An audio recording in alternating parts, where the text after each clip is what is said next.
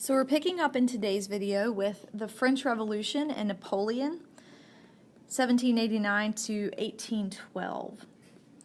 So the American Revolution inspired people from all over the world, but in reality it was really difficult to pull that off in other places. Especially in Europe, there was limited land, there were hereditary monarchs, there was clerical or church privilege, and a powerful class of wealthy aristocrats. Not to mention, the American Revolution was fought against a very distant colonial government, and the leaders were a very well-educated elite. So the French Revolution was more or less an internal revolt against feudal, clerical, and monarchical privilege. And not to mention, France was a powerful and very well populated state. There were 24 million people in France. And so there were powerful factions within France, and all of them wanted to control the direction of the revolution, but none of them could pull it off. So we're starting with Protest to Revolution, 1789 to 1791. And so, like the American Revolution, the French Revolution was triggered by the king's need for money. And one of the things that made that really difficult was that France was divided into the first, second, and third estate. And so the first estate was the clergy, and the clergy is the church. If you aren't familiar with that term, I would add church beside it. The second estate was the nobles, and the third estate was everyone else, commoners. Okay, so you have these three classes or estates within France. And the third estate, interestingly, had a rising group of people who were becoming really wealthy. And so it was a very prosperous merchant group rising up within the third estate. Okay, so the French king at the time, that was Louis the 16th. I'll put that up here because those Roman numerals can get tricky. Louis the 16th was hoping to tap the wealth of the first and second estate because he had run out of money. And so King Louis asked the first and second estate if they would accept a tax. And naturally, the first and second estate said, "No, I don't think we want to pay taxes." And so in order to get money, he had to go through their congressional body, which in France was the Estates General. They hadn't met since 1614. This is like 170-something years. And the rules for meeting were completely disputed. Not to mention, you have the three estates trying to come to some type of consensus. So the second estate, or the nobles, wanted guarantees of personal liberty. They wanted freedom of speech and freedom of the press and freedom from arbitrary arrest. They wanted minimal taxation. And most importantly, for the time being, they wanted the three estates to meet separately in the Estates General. The third estate wanted an end to clerical or church and noble privilege, and they wanted the estates to meet together. And this was inspired by a very important work by Abbé Emmanuel Joseph Sieyès, and I'll put his name because this is important, called What is the Third Estate? In a word, everything. The third estate is everything. That's almost everyone in France is a part of the third estate. So, Parliament voted to meet separately, and the third estate boycotted for 6 weeks. And then slowly the priests joined them, and eventually they declared themselves the National Assembly, and they swore the tennis court oath. And the tennis court oath just simply said they would promise to meet until a new constitution was written. And so Louis the 16th called for 18,000 troops to come to Versailles and back him up where this was taking place. So that brings us to the revolt of the poor. So Versailles was actually like 10 to 12 miles outside of Paris. King Louis XIV had put the palace outside of Paris so he would not have to deal with the problems going on in Paris. And so in Paris, 12 miles away from Versailles, mobs were rioting over the price of bread. And this was 1789. They were the price of bread had gone up because there were several years of poor harvests.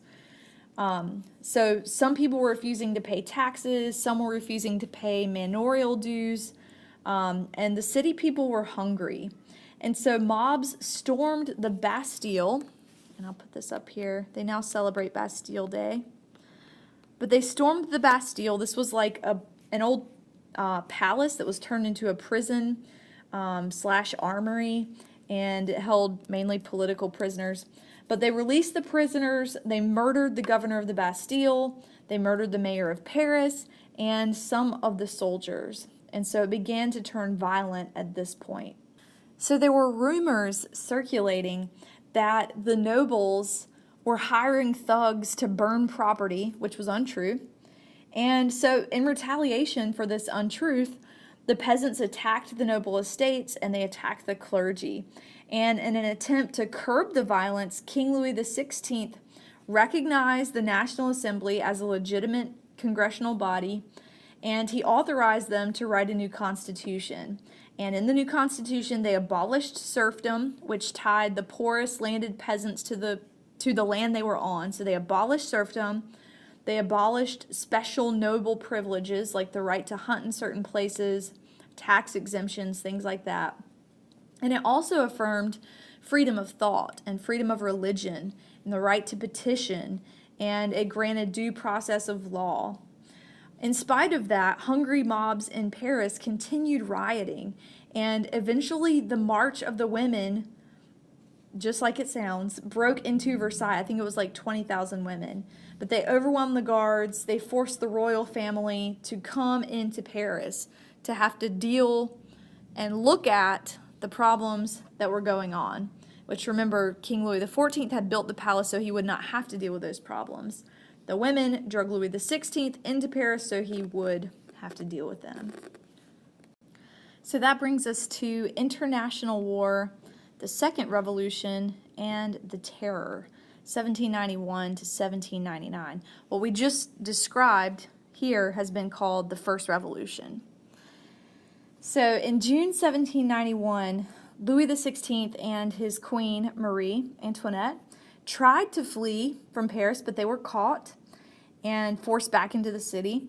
Nobles at this point were terrified, and they fled to neighboring countries as the peasants were ransacking the countryside and tearing up noble estates.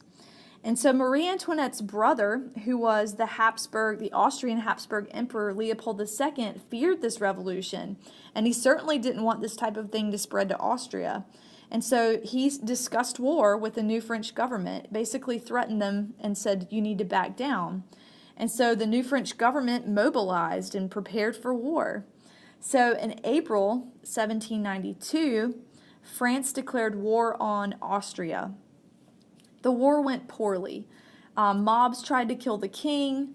The assembly disbanded. They called for a new convention. The good thing, they were elected by universal manhood suffrage, so they took the property qualifications off voting. But the convention ultimately voted to execute the king in January 1793 and his wife. So in June 1793, the Paris Commune, this was the ruling body of Paris at the time, interrupted the convention and arrested 31 Girondins on charges of treason, leaving the more radical, the Montagnards, in charge. And just to backtrack a little bit, both Girondins and Montagnards were revolutionaries, but the Girondins were a little skeptical about executing the king, and the Montagnards were very radical. In other words, do whatever you have to bring change. I think these terms are in the book, but I'll put them here just so you can have it. The Girondins, less radical revolutionaries, and the Montagnards, very radical revolutionaries. In other words, do anything to bring about revolution. And Maximilien Robespierre would rise to leadership among that group. Okay, so to govern in the midst of warfare, the convention created a committee of public safety to maintain control. And despite its name, they executed about 40,000 people in just 1 year. So The committee also drowned 2,000 people at Nantes. They also started a military draft, and they prepared to mobilize the nation's resources. The committee did speak of universal education, in other words, giving or requiring all students to attend school. They introduced a new calendar. They declared it was year one, and they renamed every month and every day of the week. They divided the months into 3 10-day weeks. So there were about 30 days in every month. And the goal there was to get rid of religion. Maximilien Robespierre created a new religion, and he worshipped what was called a supreme being. But they just wanted to shift the whole culture of France. And these revolutionaries were against the Catholic Church anyway, so it was kind of a stab at the Catholic Church and an attempt to rid them of authority completely in France. So by July of 1794, France was beginning to win some of these wars. The economy was beginning to recover. And then the committee, fearful of Robespierre, actually executed Robespierre. They called for yet another constitution, which called for a national assembly and an executive of 5 directors. And they called on none other than Napoleon Bonaparte to oversee the process. And so the Directory governed from 1795 to 1799. So the Directory was really unpopular, it was unstable, and it actually gave rise to a Catholic comeback. The elections that they held were constantly disputed, and in 1799, Napoleon staged a coup d'etat, or an overthrow of the state, and he appointed himself first consul. And so he essentially became like a dictator of France. The good thing about Napoleon coming to power was that it meant that the French Revolution was over. And I think lots of people breathed a sigh of relief when the revolution was over, just because it was so chaotic and crazy. So Napoleon's in power. This lasted from 1799 to 1812. And the thing that he's most remembered for was the Napoleonic Code, which codified the laws of France and strove to maintain equality between the classes. Some of the things it did, it gave positions on the basis of ability instead of birthright. It made peace with the Pope. They had universal or uniform codes of criminal, commercial, and penal law. So rather than the nobles having one type of punishment and the poverty-stricken have another type of punishment, it unified codes of law and punishment, no matter the type of person. It also gave citizenship to religious dissenters, those who were not Catholic. Armies pulled down ghetto walls that segregated the Jews. So that brings us to the Napoleonic War and the spread of revolution, also 1799 to 1812. So by 1810, Napoleon had conquered almost all of continental Europe. Just think about what a map of continental Europe looks like. That's excluding England. But he took over most of it. And he introduced the legal and administrative reforms of the revolution. And for that, in many places, he was welcome. There were some flaws in Napoleon's policies. He attempted to conquer Great Britain, not considering the greatness of the British Navy. He could not break the British hold on continental shipping, so he was defeated at the Battle of Trafalgar by Lord Nelson. When Russia supported Great Britain, Napoleon attacked Russia, which that was a mistake in itself. 400,000 of his men died in battle. 100,000 more were captured. Nations under Napoleon's control had begun to experience nationalist feeling and a desire for self-rule. And this was played out mostly in Haiti. Haiti was a French colony. The hold of slavery there was very strong. But Haiti, this was the first instance where a country had a slave rebellion that led to its independence. But we'll talk more about that in the next video. So in 1814, Napoleon abdicated or gave up the throne in favor of Louis XVIII, and Napoleon was exiled. He was actually exiled twice. After the first time, he came back, tried to raise an army again, but was defeated for once and for all at the Battle of Waterloo in 1815. So the Congress of Vienna met, and this brought an end to the Napoleonic era. And the purpose of them meeting was to establish a balance of power in Europe.